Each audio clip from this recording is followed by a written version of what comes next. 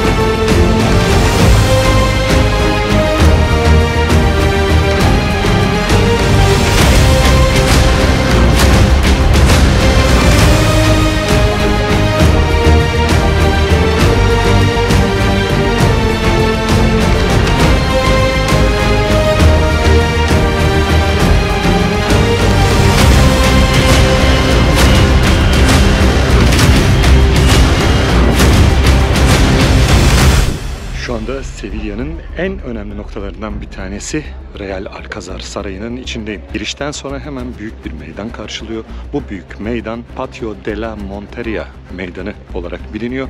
Burada kraliyet üyeleri avdan önce buluşmalarını gerçekleştirdikleri yermiş. Tabi sadece bu kadar mı? Hayır. Çünkü birçok ünlü salona ev sahipliği yapıyor burası. Onlardan bir tanesine gireceğiz şimdi. Onu göstereceğim. Amiraller Salonu denilen çok önemli bir nokta. Neden Amiraller Salonu? Anlatıyorum.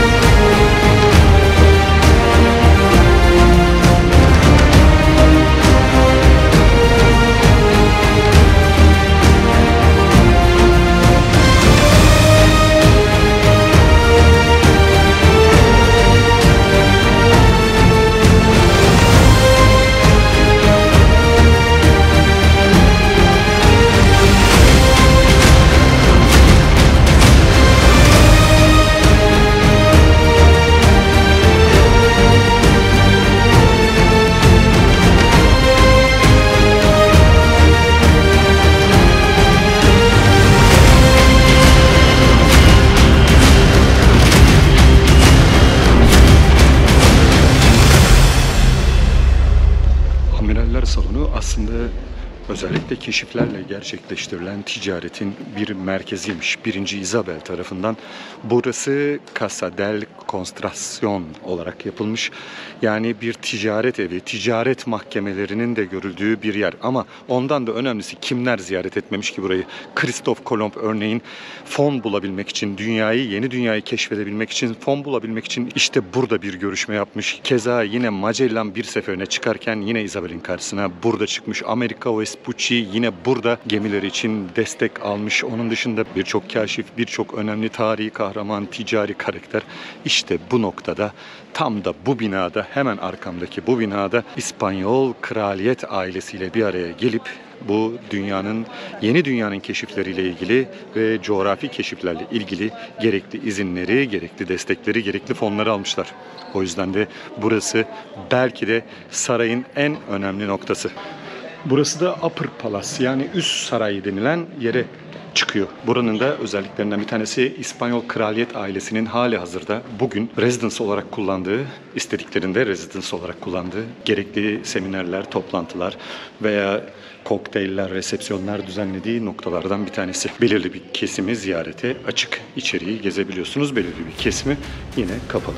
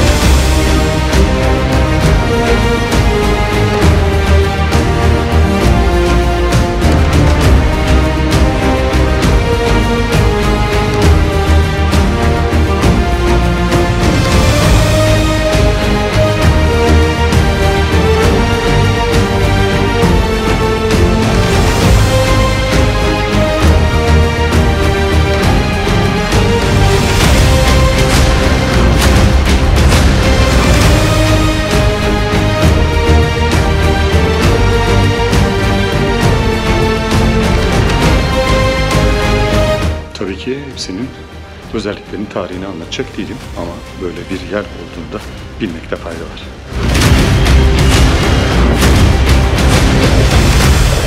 Bu arada daha önceki gelişlerimden bir tanesini de sanıyorum 2014 yılındaydı. O üst saraydaki bir bölümdeki toplantıya girme şansım oldu benim. Devlet protokolüyle ilgili yine Türkiye'den davetli bir heyetle birlikteydim ve orada düzenlenen bir toplantıya katıldım. Toplantı derken insanlar konuştu, biz dinledik tabii. Kralla falan toplantı yapmış değilim. Şimdi devam edelim.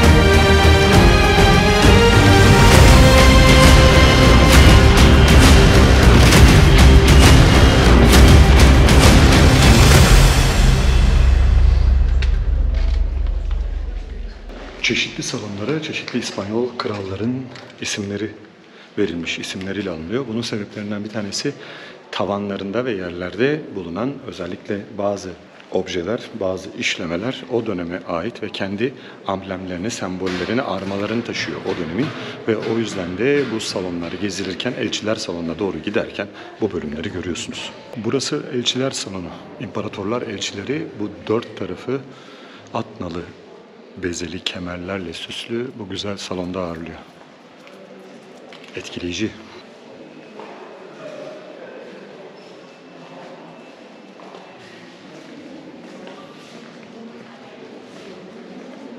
Elçiler salonu bu etkileyici görüntüsüyle havuzlu galerilere açılıyor. Ve burada da elçilerin özellikle kabul sırasında İspanyol görkeminden etkilenmesi istenmiş. İspanyol görkemi diyorum ama daha öncesinde Magribi Arapların kullandığı salonlar bunlar. Zaten birçok süsleme, birçok çevredeki yazı Arapça veya Arap usulü süslemelerle bezenmiş durumda. Üstlerine bazı amblemler, bazı İspanyol krallarına ait, Katolik krallara ait bazı sembollerle süslenmiş. Mesela tavanda yine böyle detaylar var. Dediğim gibi burayı çok detaylı gezmek lazım. Detaylı gezdiğimizde de en azından içeriği gezerken bunları göstererek, görerek bazı şeylerin daha net farkına varmamız sağlanıyor. Tabii ki şu andaki amacımız ne? Buradaki bu güzelliklerin nasıl bir görüntü oluşturduğunu hissedebilmek.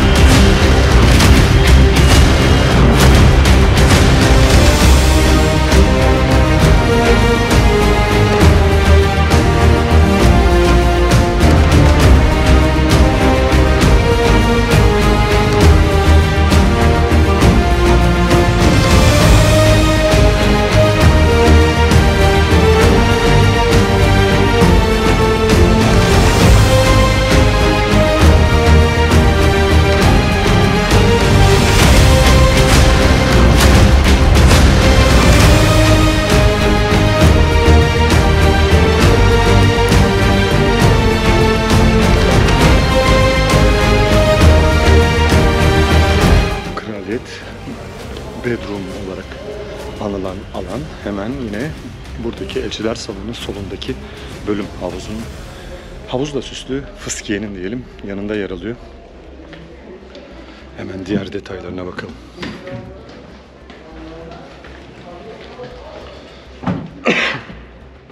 Hala çok hastayım, hala sesim kısık. Ama İspanyol krallarının yatak odasında geziyoruz.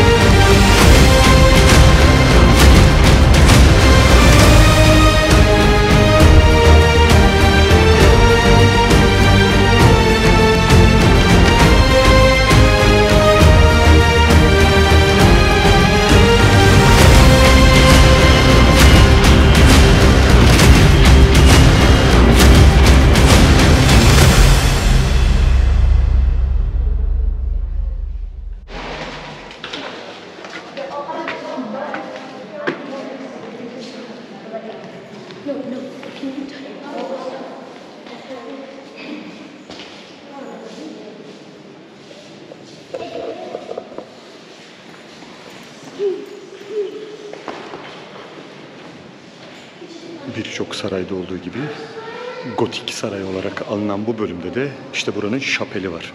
Yine kraliyet üyelerinin ibadetlerini gerçekleştirdikleri şapel veya törenlerini gerçekleştirdikleri, ritüelleri gerçekleştirdikleri şapelde yine bir üst katta yer alıyor.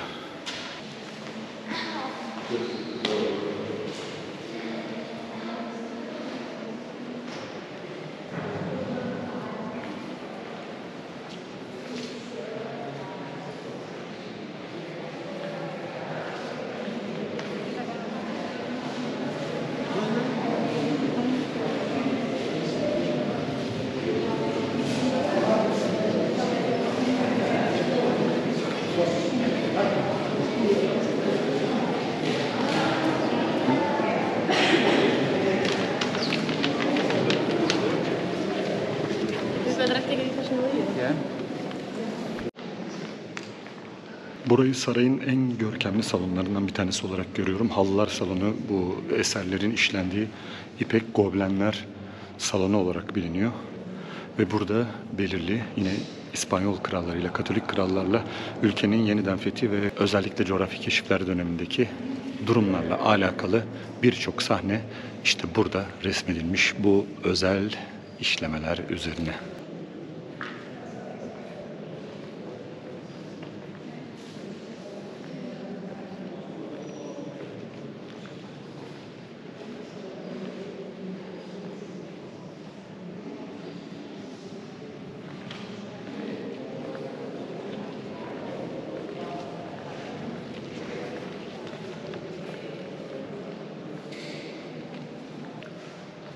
Gerçekten olağanüstü bir işçilik var.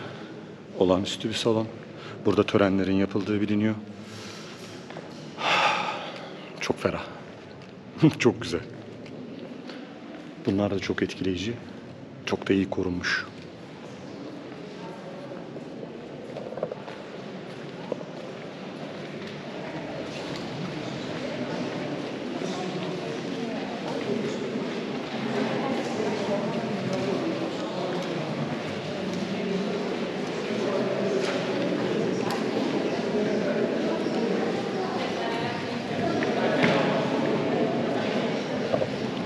Saray dediğin böyle olur. Böyle gezeceğin, bazı şeyleri göreceğin. Hatta şuralarda eski mobilyalar, kıyafetler vesaireler, kullanılan eşyalar varsa tabii sergilense daha da muhteşem olabilir ama böyle etnografya müzesi şeklinde döndürmeden. Buralar yine çeşitli kralların odaları, kabul salonları, çeşitli davetlerin verildiği yerler, çeşitli çalışma odaları. Bütün salonlara İspanyol krallarının çeşitli isimleri verilmiş. ve amblemleriyle süslenmiş. Ve ünlü bahçelere doğru çıkıyoruz. Şuradan bir görüntüsünü göstereyim. Ne kadar güzel olduğunu bir görün. Yani krallar bu odaları yapmış ama boş zamanda da ne yapıyorlar? Temiz hava alıyorlar. Sadece temiz hava mı bakacağız?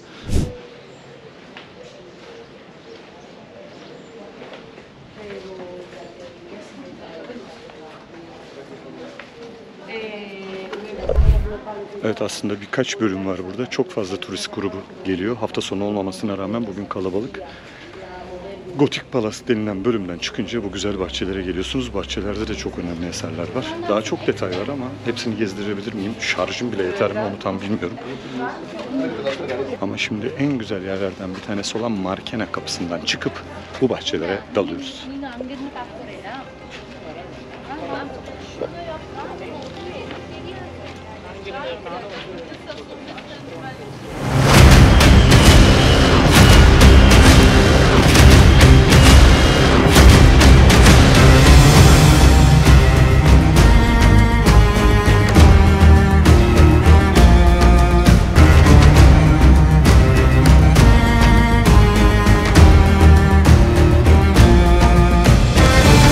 Yine bahçelere bazı markizlerin isimleri verilmiş. Onların zamanında düzenlenen bazı bahçelere veya kendileri tarafından işte dikilen bazı ağaçlar vesaireler var. Getirilen hayvanlar olmuş yine o tarihlerde ve yeni bölümler açılmış. O yüzden de bazı bahçeler, bazı bahçenin bazı bölümleri o kişilerin isimleriyle anılıyor.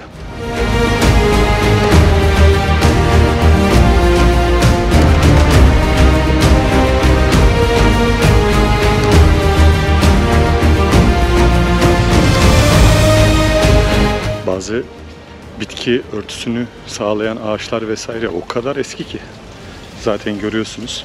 Ama bakım hep devam ettiği için sıkıntı da olmamış. Kral olmak lazım ya. Ama böyle hani barış döneminde falan olmak lazım. Şimdi savaşmanın falan yok. Çok sıcak bu arada. Su almadan gelmeyin. Özellikle bahçeleri gezeceksiniz. Gezmeniz gerekiyor. Su almadan gelmeyin buraya. Bakın burası tam böyle Sevilla'daki, yani buradaki Plaza de İspanya'yı andıran, İspanya meydanını andıran şekilde süslenmiş oturma yerleri. Zaten son döneme ait yerler birçoğu. Belirli bir kısmı bu bahçenin. Diğer taraflar yine eski bahçelerde yer alıyor. Kimler kimlerle beraber, kimler gezmiş buralarda, hangi krallar, hangi ünlü kahramanlar, kitabını, hikayelerini okuduğumuz hangi ünlü kişiler, hangi önemli kişiler. İnsan etkilenmiyor değil. Etkilenmemek elde değil zaten. Etkilenmiyorsak, yani etkilenmeyen de bir problem var. Gerçekten çok güzel. Ve bu tip yerleri gezerken hiçbir yeri başka bir yerle karşılaştırmamak lazım. Hani sen gel de işte bilmem ne sarayını gör, orası ne kadar muhteşemmiş falan değil. Her yerin kendine ait hikayeleri, kendine ait güzellikleri, kendine ait bir bakış açısı, kendine ait bir bakış açısı ve kendine ait bir tarzı var. Bu özellikler zaten dünyayı bir bütün haline getiriyor. Böylece o kültürlerin nasıl farklı, sizden ne kadar daha enteresan detaylar içeren kısımlar olduğunu görüyorsunuz. Burada öylesine anlatılacak çok hikaye var ki. Hem işte bu kişilerin hikayeleri hem de bir takım detayların neden bu şekilde sergilendiğiyle ilgili. Örneğin İspanyol İmparatorluğu kendini öylesine çok büyük görüyormuş ki dünyayı keşfettiğinden. Hatta Papa'nın onlara verdiği yetkiden sonra Portekiz'le birlikte dünyayı ikiye ayırıp bir tarafının onların, bir tarafının Portekizliler olduğundan itibaren bu bölgede özellikle getirdikleri bitki örtüsü dahil olmak üzere inanılmaz detayları, bunları anlatmak için gerçekleştirmişler. Yani ne yapmışlar?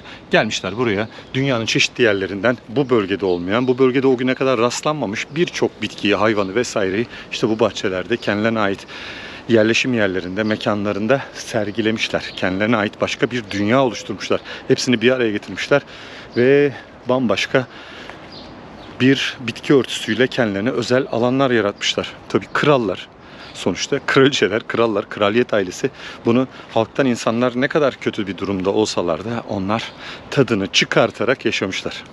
Eleştiriyor muyuz? Hayır. Sadece kıskanıyoruz. Şimdi özel bir bölüm daha göstereceğim size ama bu GoPro çok sıcaktan dolayı kapanıyor. Bu yüzden de nasıl GoPro'ysa, nasıl ekstrem sporlarda kullanılacaksa bu bilmiyorum. Şimdi içerideki bölüme geçeceğim. Oraya kadar en azından cihaz soğusun biraz, kendine gelsin, devam edelim.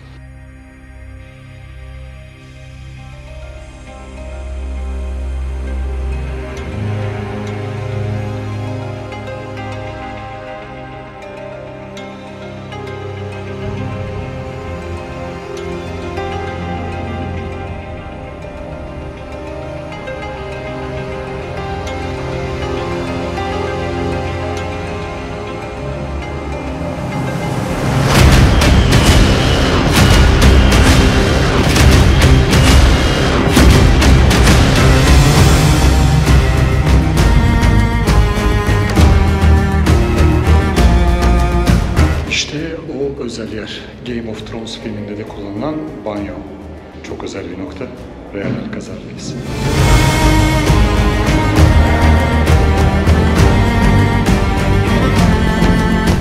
Ne zaman olursa olsun gösterişli hayat yaşamak dışında bir de kendi ihtiyaçlarını halktan ayrı çok gösterişli ve o dönem için çok konforlu, lüks şekilde yaşamak dünyanın her yerinde çok önemliydi. Ülke sizin. Kolay mı? İspanya'da aynı şekilde yaşıyor.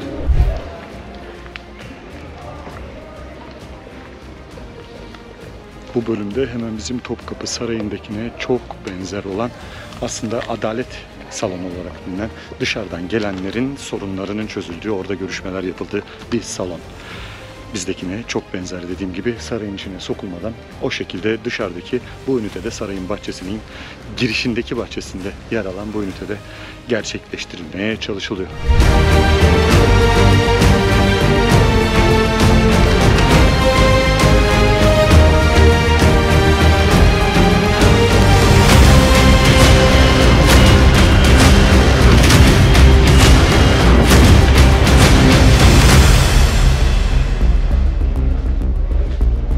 Bugün itibariyle Sevilla Real Alcazar'a giriş 13,5 euro.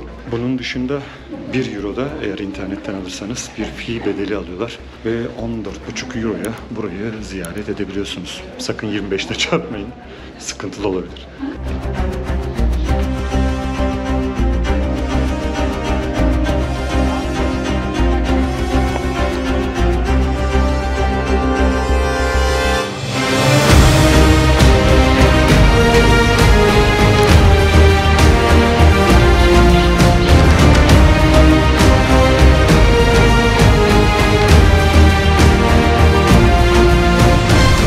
Sevilla'ya geldiğinizde Real Alcazar önemli noktalardan bir tanesi tabii ki. Harika bahçeleri, içerideki nefis detaylarıyla birçok kültürün, birçok medeniyetin kullandığı müthiş bir yapı, müthiş bir saray. Sevilla'nın içerisinde gezilmesi, görülmesi gereken yerler arasında bence 1 veya 2. numarayı alırız. 1 numarada olabilir hatta. 2. numarada hemen arkamızda bulunan neresi? Ünlü Giralda'nın da Çan Kulesi'ne ismini verdiği Sevilla Katedrali. Ve işte Real Alcazar. Gezimizin sonuna geldik. Şimdi bu kapıdan çıkıp Sevilla'nın bambaşka güzelliklerine doğru devam ediyoruz.